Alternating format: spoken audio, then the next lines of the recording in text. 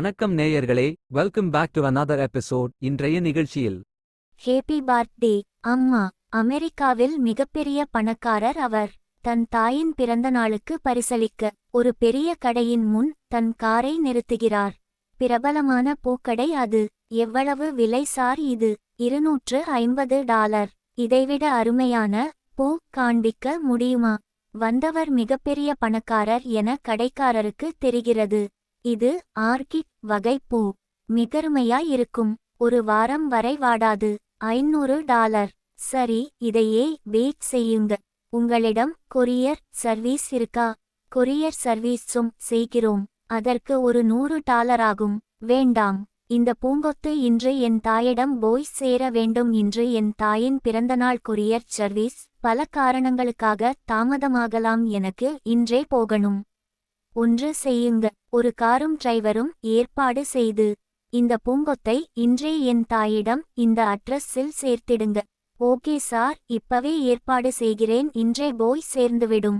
அதற்கும் சேர்த்து $500. No problem. பணத்தையும் அம்மாவின் வீட்டு அட்ரஸ் கொடுத்து விட்டு நகர்ந்தார் அந்த பணக்காரர். மனம் முழுக்க மகிழ்ச்சி. தன் பிஸி நேரத்திலும் தன் அம்மாவின் பிறந்தநாளை மறக்காமல் பூங்கொத்து அனுப்பி விடுகிறோம் என சந்தோஷத்துடன் காரில் ஏற போக ஒரு சின்ன சிறுமி, ஒரு 5-6 வயது இருக்கும், அழுதபடி இருக்கிறாள். குழந்தை, ஏன் அழறே? அங்கிள், எனக்கு $1 பணம் தர முடியுமா? ஓகே, $1 தானே தரேன். எதற்கு பணம்? ஏன் அழுகிறாய்? ஏதாவது தொலைத்து விட்டாயா? நோ அங்கிள், எங்க அம்மாவின் பிறந்தநாள் அங்கிள் இன்று.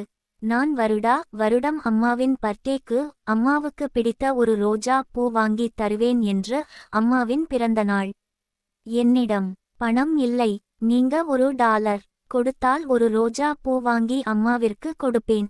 அம்மா எனக்காக வெயிட்டிங். ப்ளீஸ் அங்கிள், $1 தர முடியுமா? பாவம், ஏழை பெண் அவள். $1 என்னமா? $10 தரேன், எடுத்துக்கோ. வேண்டாம் அங்கிள், ஒரே $1 போதும் என $1 மட்டும் எடுத்துக்கொண்டு சிட்டாக பறந்தாள் அச்சிறுமி. ஏதோ சாக்லேட் வாங்க தான் அப்படி $1 கேட்கிறாளோ என நினைத்து அந்த பணக்காரர் மெதுவாக காரை அவள் செல்லும் இடம் நோக்கிச் செலுத்த சொன்னார் டிரைவரிடம். முற்றுப்புள்ளி. ஒரு சின்ன பூக்கடையில் $1 கொடுத்து ஒரு சிகப்பு ரோஜா பூ வாங்க கடைக்காரர் அதை அழகாக பேக் செய்து கொடுக்கிறார். மிகுந்த சந்தோஷத்துடன் அச்சிறுமி பூவை எடுத்தபடி ஓட அச்சிறுமி எங்கு போகிறாள்? எந்த வீடு? தாய் யார் என அறிய டிரைவரிடம் காரை சிறுமியின் பின்னால் போக சொல்லுகிறார். சிறுமி பல தெருக்களை கடந்து ஓடுகிறாள்.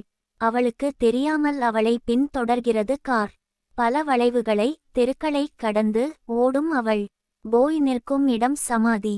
ஒரு கல்லறையின் அருகில் போய் நின்று ரோஜா பூவை வைத்து, அம்மா, ஹாப்பி பர்த்டே, உனக்கு மிக பிடித்த ரோஜா பூ நான் வாங்கிட்டு வந்துட்டேன் மா என கூறி அம்மாவின் கல்லறையில் வணங்கி முத்தமிட பார்த்து கொண்டிருந்த பணக்காரர்களில் கரகரவென நீர் சுரந்தது. சார், மீட்டிங்கிற்கு நேரமாச்சு. டிரைவர் அவசரப்படுத்த கண்ணை துடைத்த படி அவசரமாக காரில் ஏறி கடைக்கு போய் தான் வாங்கி வைத்த பூங்கொத்ததை எடுத்துக்கொண்டு வண்டியை வீட்டிற்கு போக சொன்னார்.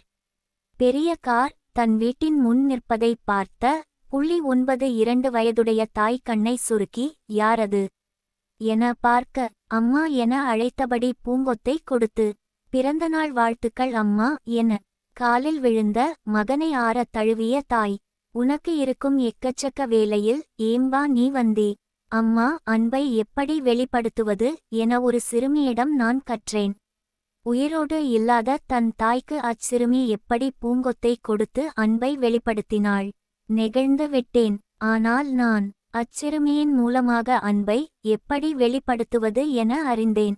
உயிரோடு இருக்கும் என் தாய்க்கு நேரில் வந்து பார்த்து வாழ்த்து பெறுவதை விட பெரும் பாக்கியம் எனக்கு ஏது? மகனை கட்டி அணைத்து முத்தமிட்டாள் அத்தாய். தாய், தந்தை இருப்பவர்கள் அவர்களுக்கு கொடுக்கும் மரியாதையை, அன்பை வாரி வழங்க தவறாதீர்கள். அன்பை வெளிப்படுத்த மறக்காதீர்கள். உங்கள் பண்பின் அன்பை நினைத்து மகிழ்ந்து ஒரு சொட்டு கண்ணீர் உங்கள் தாயின் கண்களில் இருந்து வந்தால் உங்கள் வாழ்க்கை சிறக்கும். எல்லா தாய்க்கும் தன் பிள்ளைகளின் மகிழ்ச்சி, உயர்வு என்றும் சந்தோஷம். சந்தோஷத்தில் மகிழ்ச்சியில் எல்லா தாயின் கண்களிலும் ஆனந்த கண்ணீர் தான் சுரக்கும். உங்களுக்காக நமது சானல்ஜியில் தினம் ஒரு நிகழ்ச்சி ஒலிபரப்பு ஆகிறது. நிகழ்ச்சிகளை கேட்டு ரசியுங்கள், கருத்துக்களை சொல்லுங்கள். வணக்கம்.